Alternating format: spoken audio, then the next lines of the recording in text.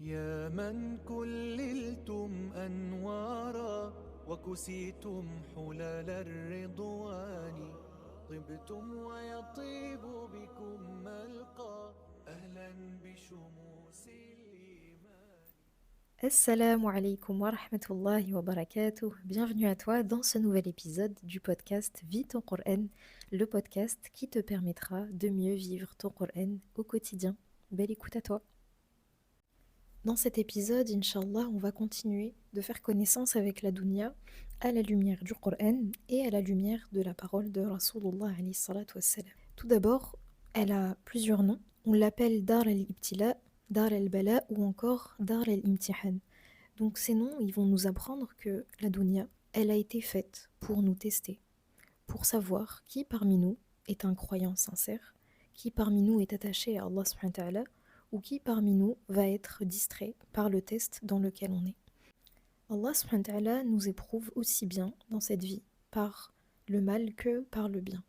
Il nous dit وَنَبْلُوكُمْ بِالشَّرِّ وَالْخَيْرِ فِتْنَةً وَإِلَيْنَا تُرْجَعُونَ. Le retour se fera dans tous les cas vers Allah subhanahu wa ta'ala. Mais chacun avec son lot d'épreuves, et parfois les épreuves sont déguisées. On peut être totalement dans une épreuve sans le savoir. On peut être couvert de bienfaits en abondance sans se rendre compte qu'on est en train de vivre une épreuve. Donc l'épreuve, elle n'est pas forcément d'apparence mauvaise. C'est Allah subhanahu wa ta'ala qui a créé la mort et la vie pour nous éprouver et pour savoir qui est le meilleur en œuvre. Et c'est Allah subhanahu wa ta'ala qui est le puissant, le pardonneur, comme il nous dit dans le 2e verset de Surat al-Mulk. On vit dans une demeure qui est instable, une demeure qui est faite de retournements de situation. On l'appelle Dar at-Taqallubat. C'est une vie qui ne reste jamais sur un seul état et on s'en rend compte tous les jours. On sait qu'aujourd'hui on va bien, demain on peut être malade. Aujourd'hui on est riche, demain on peut être pauvre. Aujourd'hui on a tous nos proches qui sont peut-être vivants et demain il se peut que l'un d'entre nous rejoigne Allah subhanahu wa ta'ala.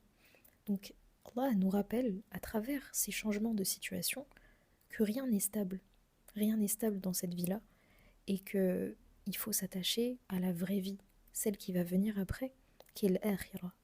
Et il y a un contraste qui est donné dans le Coran, qui est ce nom pour l'akhira, qui est Dar al-Qarar, la demeure définitive, la demeure fixe, celle qui est constante, ça ne changera pas.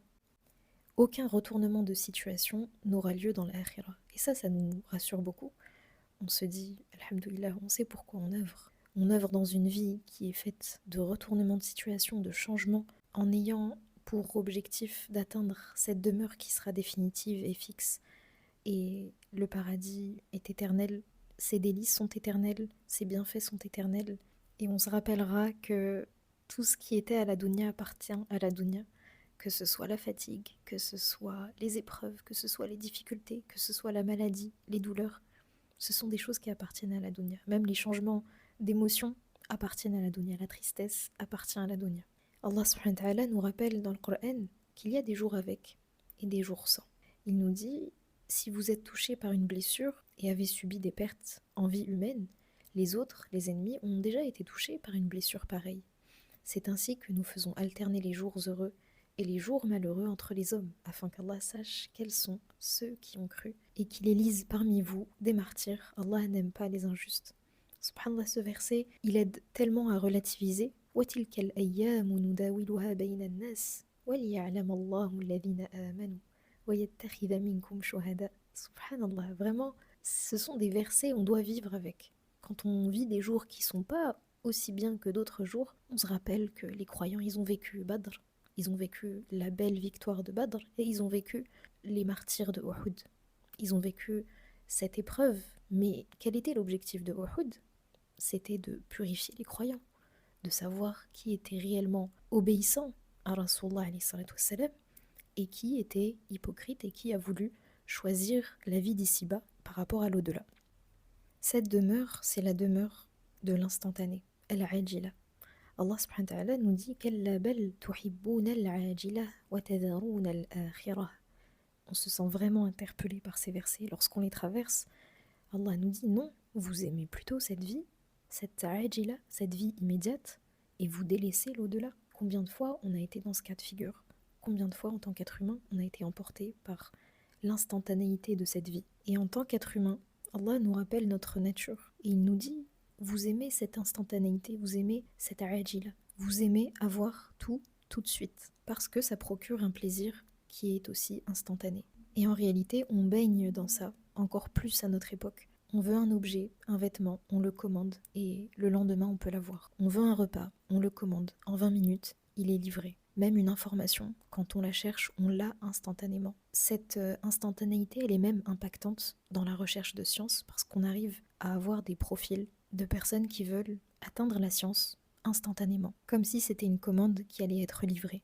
Alors que ce chemin de recherche de science, ce chemin d'apprentissage du Coran, ce sont des chemins qui demandent de la patience. Le processus prend du temps et on est conditionné par ces shots de dopamine, par ces shots de plaisir et de satisfaction instantanée. Mais malheureusement, tous ces plaisirs ne sont pas durables. Ça fait du bien au moment où on éprouve ce plaisir, mais après, il n'y a plus rien. Et c'est vraiment à l'image de l'éphémérité de cette dunya. Tout ce qu'elle contient est éphémère et même ses plaisirs, ils sont tellement instantanés qu'ils se limitent à la libération d'un neurotransmetteur dans notre cerveau qui nous fait éprouver un plaisir instantané et éphémère. On comprend avec cette ayah que, en tant qu'être humain, on est tous atteints de cette maladie de l'instantanéité et que son remède, c'est le rappel de l'au-delà. Si on se noie dans les plaisirs éphémères et qu'on commence à les enchaîner, la conséquence, c'est qu'on va mettre de côté l'akhira jusqu'à totalement l'oublier et être non plus dans une forme d'insouciance, mais dans une forme de négligence. Et c'est encore plus grave. Alors que si on s'attache au rappel de l'akhira, on sort de cette rafle-là. On n'a même pas l'occasion de tomber dans la négligence, parce que l'insouciance, elle dure un moment et puis après on se rappelle. Mais la négligence, c'est quand on persévère dans l'insouciance et que ça dure trop longtemps. On ne doit pas vivre dans cette dunya comme si c'était la finalité. Ça n'est pas la finalité, c'est qu'un moyen pour atteindre l'akhira, c'est qu'une étape. On est juste dans une étape. On n'a pas encore complété, on n'a pas coché toutes nos cases. Une fois qu'on sera dans notre tombe, on sera encore dans une étape intermédiaire, dans le barzakh. Une fois qu'on sera devant Allah subhanahu wa ta'ala, c'est encore une étape. L'étape finale, ce sera quand on aura atteint notre destination, qui sera, on l'espère, Al-Jannah. Le croyant doit vivre avec cette clairvoyance sur cette dunya, cette basira. Et comment est-ce qu'on va avoir la clairvoyance ? Ça n'est qu'à travers la parole d'Allah subhanahu wa ta'ala. Ça n'est qu'en étant attaché au rappel d'Allah. Si on n'a pas le rappel d'Allah dans notre quotidien, comment est-ce qu'on va pouvoir distinguer une chose qui va être bénéfique pour notre foi ou une chose qui va nous noyer dans cette dunya, qui est destinée juste à nous faire plaisir instantanément, à la reproduire encore et encore et encore, jusqu'à s'éloigner d'Allah. Donc le rappel d'Allah, Al-Qur'an, qui est nommé Al-Dhikr, c'est ce qui nous donne cette clairvoyance. Cette dunya, pourquoi est-ce qu'on tombe dans cet amour pour elle ? Parce que l'être humain aime ce qui est beau. Et elle a comme nom, justement, Zina. C'est une parure, c'est un ornement. C'est une vie qui est embellie, mais que d'apparence. Elle est séduisante, mais c'est superficiel. Ça fait plaisir à l'œil, ça fait plaisir à l'être humain. Mais quand on creuse profondément, elle n'a pas de valeur durable. Allah subhanahu wa ta'ala nous dit المال والبنون زينة الحياة الدنيا والباقيات الصالحات خير عند ربك ثوابا وخير أملا. Les biens et les enfants sont la parure de la vie en ce bas monde, mais les bonnes œuvres qui sont faites pour durer sont mieux récompensées auprès de ton Seigneur et promises à une meilleure espérance. On reparlera de ce verset, Inch'Allah, à l'occasion d'un autre épisode, mais on comprend que ces éléments ont été placés par Allah subhanahu wa ta'ala pour orner cette vie, pour la rendre plus facile, pour rendre ce test plus facile, mais on ne doit pas tomber dans l'amour excessif de cet ornement-là et on ne doit pas tomber dans un attachement aussi excessif qui va nous éloigner d'Allah subhanahu wa ta'ala, qui va nous éloigner de al-baqiyat ou salihat. Il ne faut pas que al-mal et al-banoun, ni les biens matériels, ni les enfants et tout ce qui s'ensuit, ne nous éloignent d'Allah subhanahu wa ta'ala. Sinon, c'est mauvais signe. C'est-à-dire qu'on n'a pas donné les priorités aux bonnes choses. On doit donner la priorité à notre relation à Allah subhanahu wa ta'ala Et cette relation, elle doit être centrale, elle doit être le pilier d'une famille, le pilier du foyer, le pilier de notre vie de manière générale. Dans un autre verset, Allah subhanahu wa ta'ala nous décrit encore plus d'éléments qui ont été placés dans cette vie-là pour orner cette vie, pour l'embellir, mais on ne doit pas tomber dans l'amour excessif. Allah subhanahu wa ta'ala nous parle de cet amour qu'on porte à ces choses-là, et il nous dit « Aux yeux des hommes est embelli l'amour des choses convoitées, le penchant pour les femmes et l'attachement porté aux enfants, aux trésors chargés d'or et d'argent amassés, aux chevaux de race, au bétail et aux cultures des champs. Telles sont les jouissances de ce bas monde, et ce n'est qu'auprès d'Allah qu'est heureux le retour. » Ces parures et ces ornements, ils ont été placés par Allah subhanahu wa ta'ala, non pas pour nous fasciner et pour qu'on tombe dans une admiration et un amour excessif pour ces choses-là, mais pour nous tester. Donc Allah subhanahu wa ta'ala veut savoir si on est plus attaché à cet amour pour ce bas monde ou à l'amour qu'on porte à celui qui nous a placé toutes ces choses-là. L'embellissement, c'est aussi un outil de shaitan pour nous faire dévier de la voie droite. Son seul objectif, c'est de nous faire oublier Allah subhanahu wa ta'ala et de nous noyer dans l'amour de cette vie, dans l'amour des parures qu'Allah nous a placées dans cette vie-là. Et il tente de fragiliser notre relation avec Allah subhanahu wa ta'ala en nous faisant aimer toutes ces choses qu'Allah nous a décrites. Si Allah nous décrit aussi précisément des éléments, c'est pour qu'on ait un signal d'alerte quand on commence à s'attacher excessivement à ces choses, qu'on se dise ces choses, elles ont été embellies, ce sont des parures, ce sont des distractions qui ont pour objectif de m'éloigner d'Allah subhanahu wa ta'ala. Et c'est là qu'intervient la clairvoyance du croyant. Quand on a lu ce verset et qu'on traverse une situation où notre amour pour un élément de cette vie commence à augmenter au point de nous faire du mal, on se remet en question, on relit cette ayah et on se dit tout ça, ça fait partie de cette vie. Tout ça, c'est un matar, ça n'est qu'éphémère, c'est une jouissance de ce bas monde. Et je vais retourner à Allah. Je vais retourner à Allah sans aucune de ces choses à laquelle je me suis attachée. Toutes ces choses que j'aime, je ne vais rien prendre avec moi. Je vais retourner auprès d'Allah subhanahu wa ta'ala avec mes actions. Et là, on se remet en question. Une seule ayah suffit. Une seule ayah à méditer suffit pour se remettre en question. Quelle place prend la dunya dans mon cœur? Quelle place prend ce travail dans mon cœur? Quelle place prend l'argent dans mon cœur? Quelle place prend ce statut dans mon cœur? Et on peut se poser la question sur toutes les choses qu'on possède, qu'on pense posséder, parce que tout appartient à Allah subhanahu wa ta'ala. Mais on doit s'efforcer de se remettre en question. Et le meilleur moyen pour avoir des remises en question qui remettent tout en perspective, c'est d'avoir un lien avec la parole d'Allah subhanahu wa ta'ala.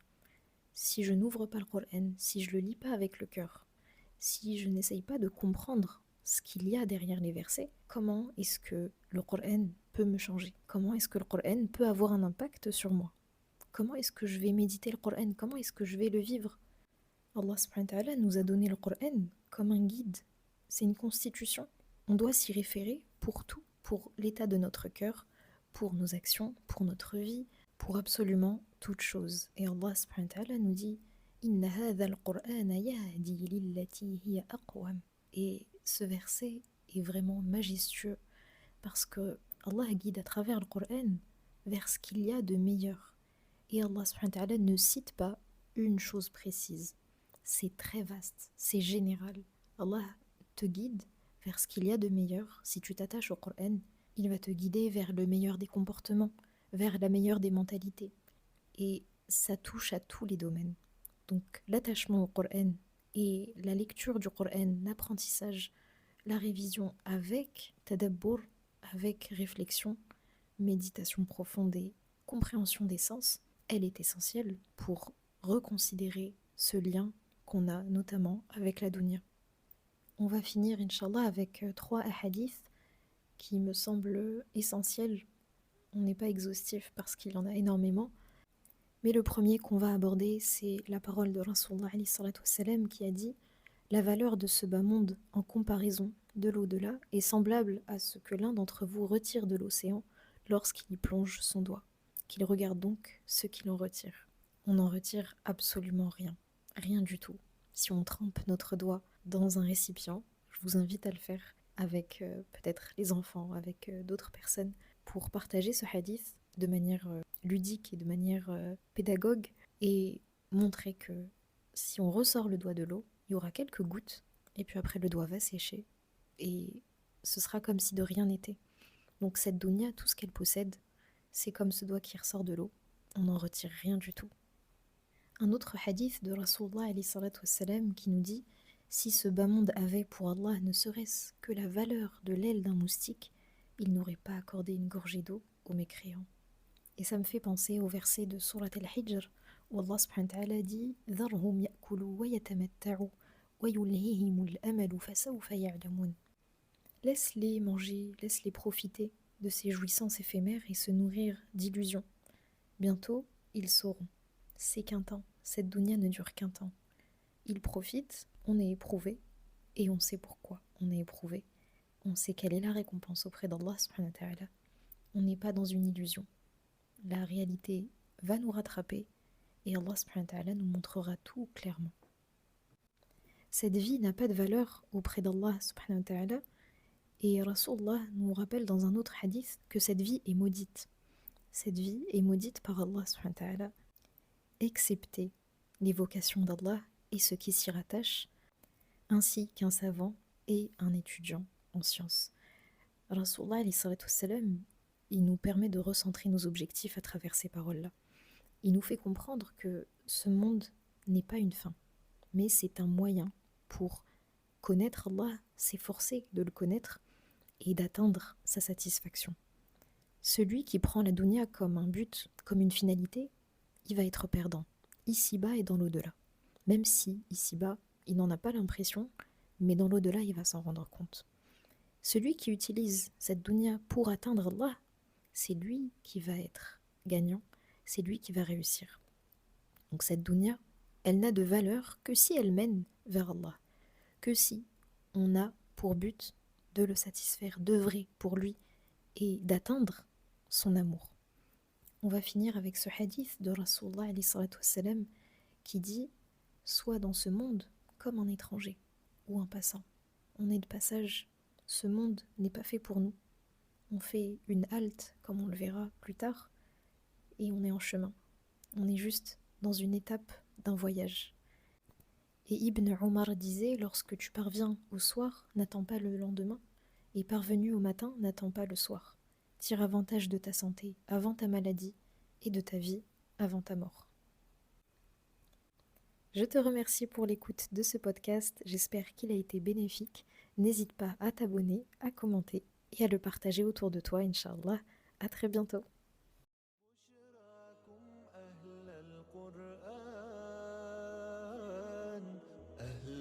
بشموس الإيمان أهلا بشموس الإيمان